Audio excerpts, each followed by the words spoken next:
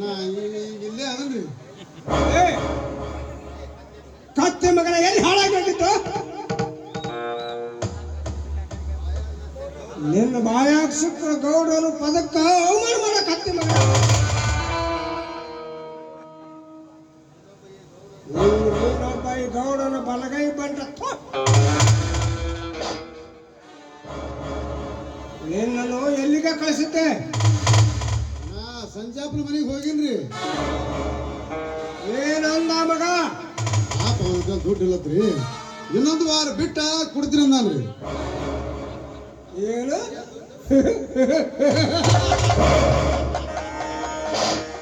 ಇನ್ನೊಂದು ವಾರ ಬೇಕಾ ಮಗನಿಗೆ ನನ್ನ ದುಡ್ಡು ಕೊಡಲು? ನನ್ನ ದುಡ್ಡು ಅಂದೇ ಮುಟ್ಟಿದೆ, ಆದರೆ ಬಡ್ಡಿ ಮಾತ್ರ ಉಳಿದಿದೆ. ಬಡ್ಡಿ ಅಸಲು ಸೇರಿಸಿ ಖಾತೆ ಜಮಾ ಮಾಡಿದಿಲ್ಲಲೇ? ನೀವು ಮಾಡಿದ್ರೆ ಸದ್ಯ ಹೋಗಿ ಮಾಡ್ತೀನಿ.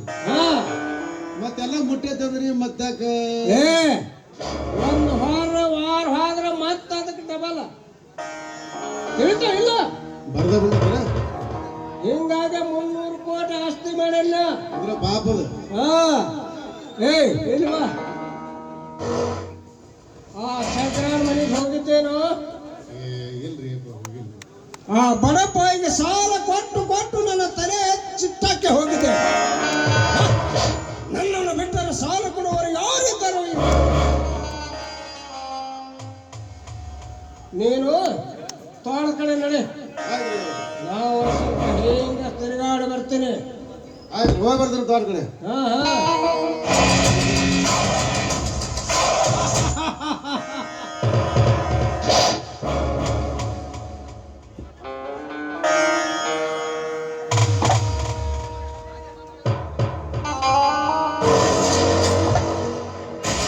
ಅಪ್ಪಾಜಿ, ಇಂದು ನನ್ನ BA ರಿಸಲ್ಟ್ ಸೆಕೆಂಡ್ ಬಂದಿದೆ ಅಪ್ಪಾಜಿ.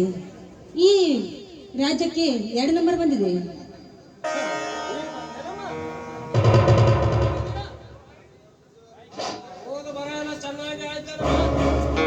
ಚೆನ್ನಾಗಾಯ್ತಪ್ಪಾಜಿ.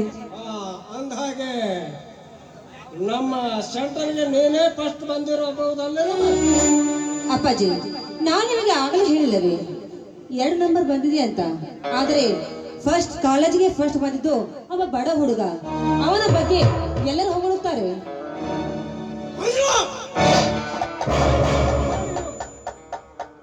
ನಮ್ಮೂರಲ್ಲಿ ಅದು ಈ ರಾಮಣ್ಣ ಗೌಡನ ಮಗಳ ಎದುರಿಗೆ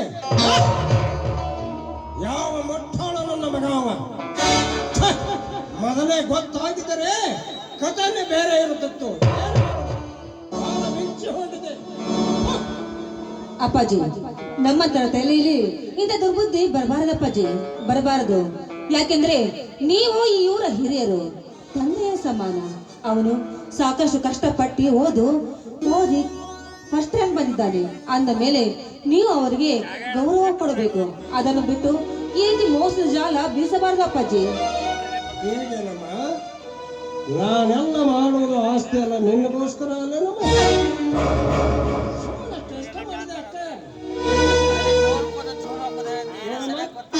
ಹೊಟ್ಟೆ ಹಸಿತಾ ಇದೆ, ನೀನು ಅಡಿಗೆ ಸಿದ್ಧತೆ ಮಾಡಮ್ಮ, ನಾನು ಊಟ ಮಾಡಿಕೊಂಡೆ ಹೊರಗೆ ಹೋಗ್ತೀನಿ. ಆಯ್ತಪ್ಪಾಜಿ, ಇವತ್ತು ಸ್ಪೆಷಲ್ ಊಟ ಇದೆ. ಹೊರಗಡೆ ಹೋದ್ರೆ ಬೇಗ ಬರಬೇಕು, ತಿಳಿತಿ? ಊಟ ಮಾಡಿಕೊಂಡೆ ಹೊರಗೆ ಹೋಗ್ತೀನಿ. ಹೌದೇ ಅಪ್ಪಾಜಿ? ಆಯ್ತು, ಬೇಗ ರೆಡಿ ಮಾಡ್ತೀನಿ.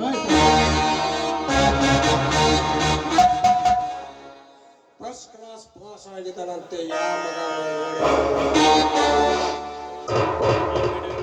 ಗೌಡ್ರೆ,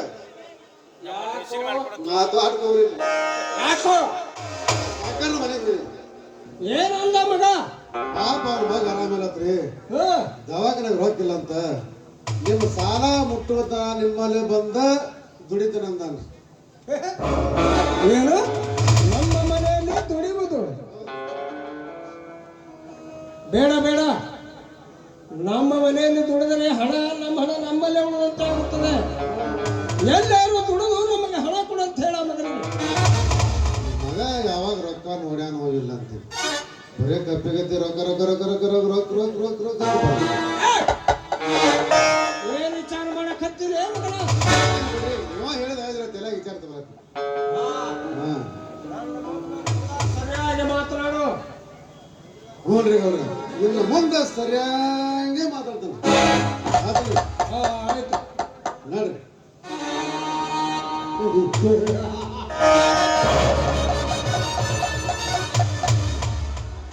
ಅಪ್ಪ ನಾನ್ ತೋಟದ ಕಡೆ ವಾಕಿಂಗ್ ಹೋಗಿ ಬರ್ತೇನಪ್ಪ.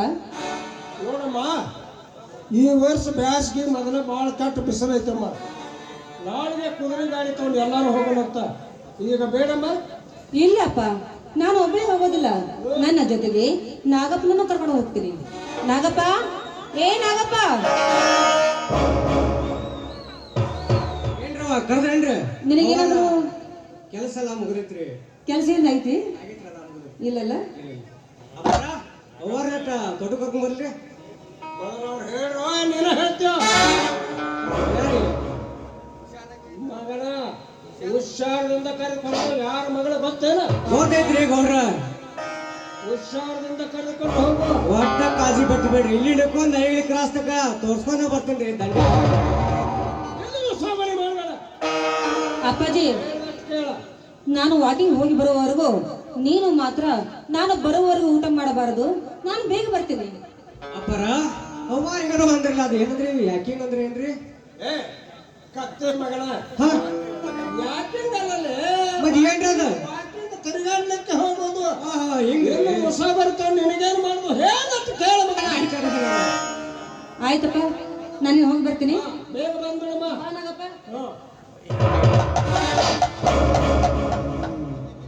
ಈ ನಾಗ ಮಗ ಯಾಕೆ ಹೋದ ತೋಟಕ್ಕೆ? ಇದ್ದಕ್ಕಿದ್ದಂತೆ ಮಂಜುಳಾನು ತೋಟಕ್ಕೆ ಹೋದಳು. ಈ ನಾಗ ಮಗ ಏನಾದರೂ ನನ್ನ ಹುಡುಕೆಲ್ಲ ಹೇಳಿದ್ರೆ ಹೇಗೆ? ಮುಂದೆ ನೋಡಿದ್ರಾಯ್ತು. ಮಂಜುಳಾ ಇರೋದಾಗ ಈ ಮಗ ಏನಾರ ಹೇಳಿದ್ರೆ ಒತ್ತ ಬಿಡ್ತಾನೆ.